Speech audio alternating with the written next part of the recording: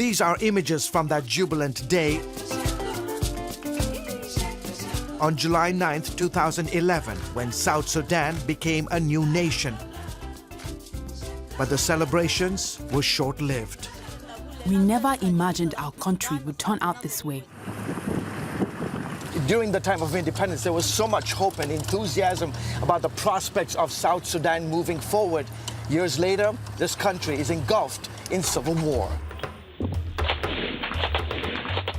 The fighting started in the capital, Juba, in December 2013 after the president accused his vice president of an attempted coup.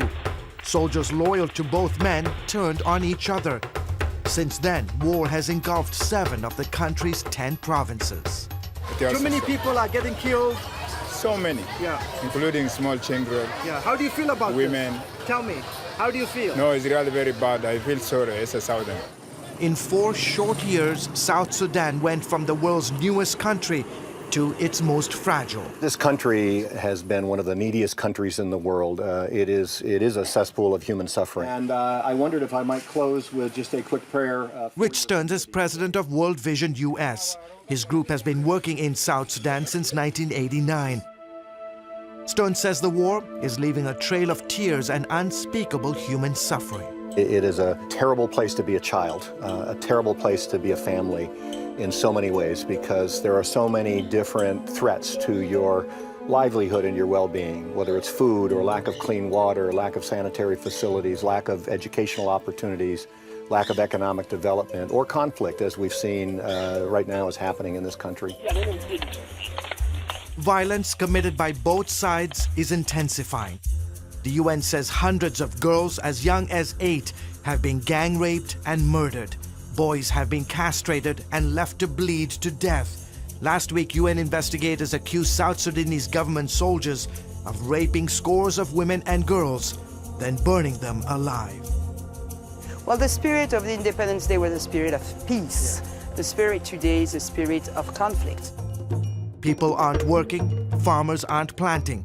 2 million people have fled their homes. Many have escaped to neighboring countries. Others live in the bush or swamps. It's been very disheartening to see the potentially bright future of this brand new country be put on hold. Meanwhile, tens of thousands have sought protection in UN-run camps like this one on the outskirts of the capital city.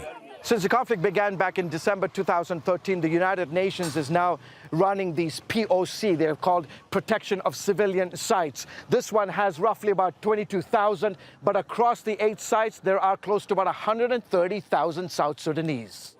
Ariane Quentier of the UN says that number is just the tip of the iceberg.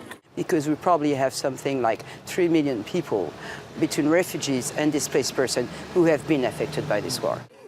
World Vision oversees food distribution at the camp.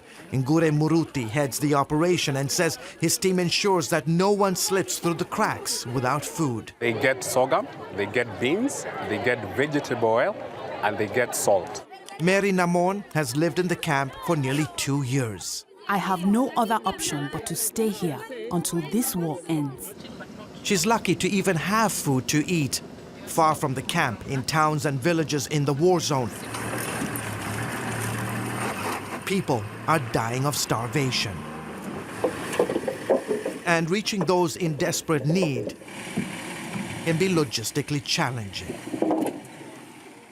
Here's a staggering fact for you. South Sudan is roughly the size of the state of Texas, and there are only 200 miles of paved tarmac.